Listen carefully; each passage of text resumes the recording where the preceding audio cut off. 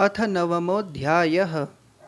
श्री भगवान बोले, तुझ दोष दृष्टि रहित भक्त के लिए इस परम गोपनीय विज्ञान सहित ज्ञान को पुनः भली भांति कहूँगा, जिसको जानकर तू दुख रूप संसार से मुक्त हो जाएगा।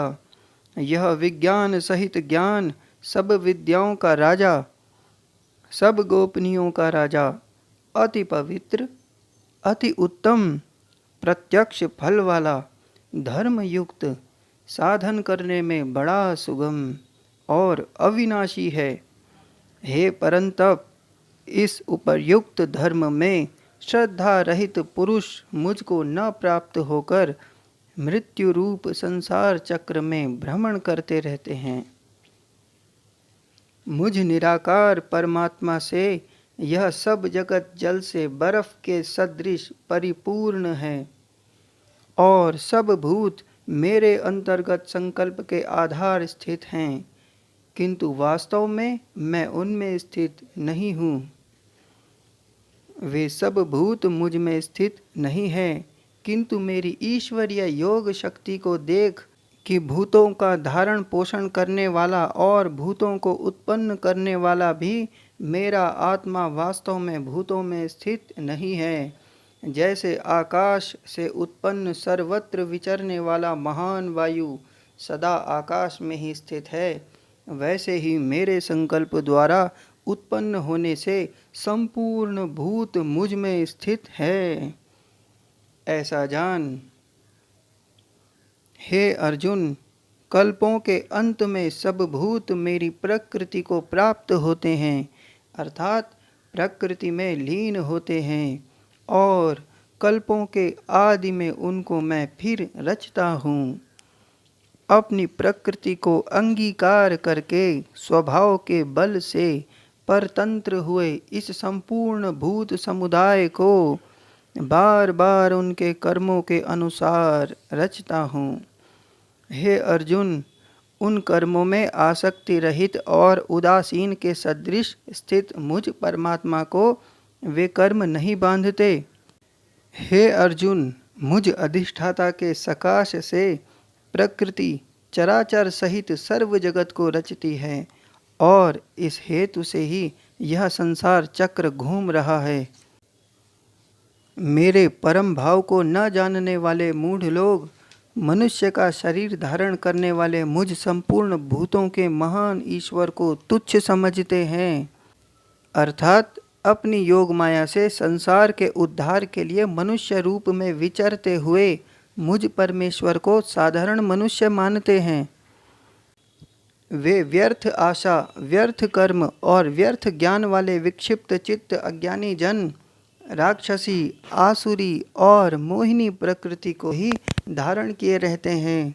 परंतु हे कुंती पुत्र, दैवी प्रकृति के आश्रित महात्मा जन मुझको सब भूतों का सनातन कारण और नाश रहित अक्षर स्वरूप जानकर अनन्य मन से युक्त होकर निरंतर भजते हैं। वे दृढ़ निश्चय वाले भक्तजन निरंतर मेरे नाम और गुणों का कीर्तन करते हुए तथा मेरी प्राप्ति के लिए यत्न करते हुए और मुझको बार बार प्रणाम करते हुए सदा मेरे ध्यान में युक्त होकर अनन्य प्रेम से मेरी उपासना करते हैं। दूसरे ज्ञान योगी मुझ निर्गुण निराकार ब्रह्म का ज्ञान यज्ञ के द्वारा अभिन्न भाव से पूजन करते हुए भी मेरी उपासना करते हैं, और दूसरे मनुष्य बहुत प्रकार से स्थित मुझ विराट स्वरूप परमेश्वर की पृथक भाव से उपासना करते हैं। क्रतु मैं हूँ, यज्ञ मैं हूँ, स्वधा मैं हूँ, औषधि मैं हूँ, मंत्र मैं हूँ, घृत मैं हूँ, अग्नि मैं हूँ और हवन रूप क्रिया भी मैं ही हूँ।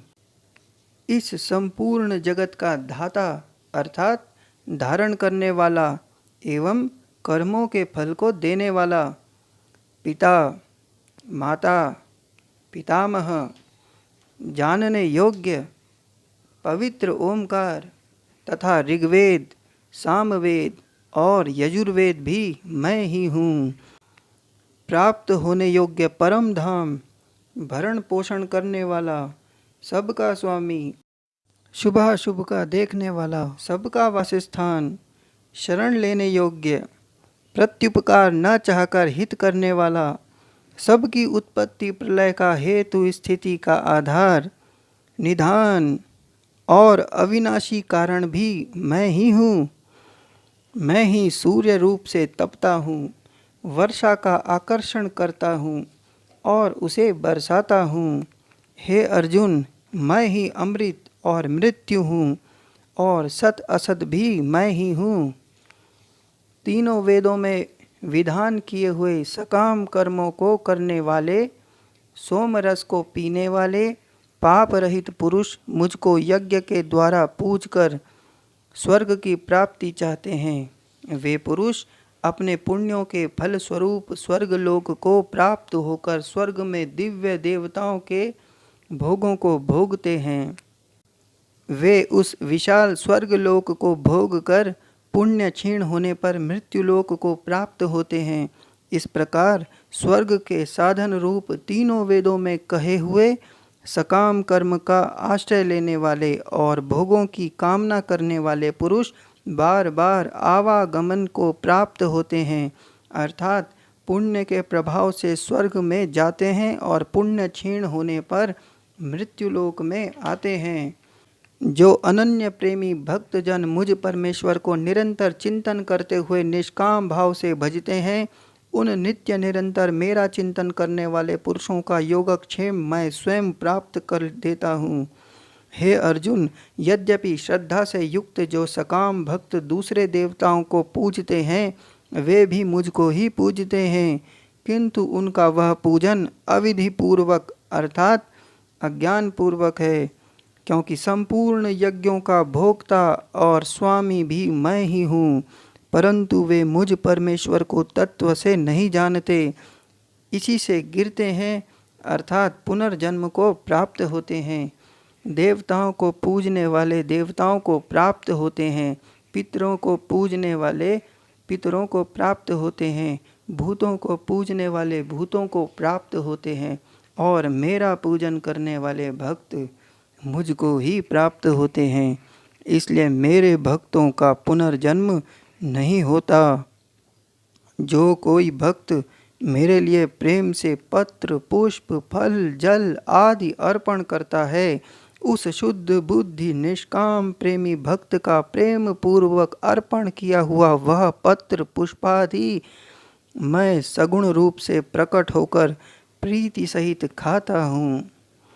हे अर्जुन, तू जो कर्म करता है, जो खाता है, जो हवन करता है, जो दान देता है और जो तप करता है, वह सब मेरे अर्पण कर। इस प्रकार जिसमें समस्त कर्म मुझ भगवान के अर्पण होते हैं, ऐसे संन्यास योग से युक्त चित्त वाला तू शुभाशुभ फल रूप कर्म बंधन से मुक्त हो जाएगा और उनसे मुक्त होकर मुझको ही प्राप्त होगा। मैं सब भूतों में समभाव से व्यापक हूँ, न कोई मेरा अप्रिय है और न प्रिय है, परंतु जो भक्त मुझको प्रेम से भजते हैं वे मुझ में हैं और मैं भी उनमें प्रत्यक्ष प्रकट हूँ। यदि कोई अतिशय दुराचारी भी अनन्य भाव से मेरा भक्त होकर मुझको भजता है, तो वह साधु ही मानने योग्य है, क्योंकि वह यथार्थ निश्चय वाला है, अर्थात उसने भली भांति निश्चय कर लिया है कि परमेश्वर के भजन के समान अन्य कुछ भी नहीं है। वह शीघ्र ही धर्मात्मा हो जाता है और सदा रहने वाली परम शांति को प्राप्त होता है। हे अर्जुन, तू निश्चय पूर्वक सत्य जान कि मेरा भक्त नष्ट नहीं होता। हे अर्जुन, स्त्री, वैश्य, शूद्र तथा पाप योनि चांडाल आदि जो कोई भी हो, वे भी मेरे शरण होकर परम गति को ही प्राप्त होते हैं। फिर इसमें तो कहना ही क्या है। जो पुण्यशील ब्राह्मण तथा राजर्षि भक्तजन मेरी शरण होकर परम गति को प्राप्त होते हैं, इसलिए तू सुख रहित और क्षण भंगुर इस मनुष्य शरीर को प्राप्त होकर निरंतर मेरा ही भजन कर। मुझ में मन वाला हो, मेरा भक्त बन, मेरा पूजन करने वाला हो, मुझको प्रणाम कर। इस प्रकार आत्मा को मुझ में नियुक्त करके मेरे परायण होकर तू मुझको ही प्राप्त होगा। ओम तत्सदिति श्रीमद्भगवद्गीतासु उपनिषत्सु ब्रह्म विद्यायां योग शास्त्रे श्री कृष्णार्जुन संवादे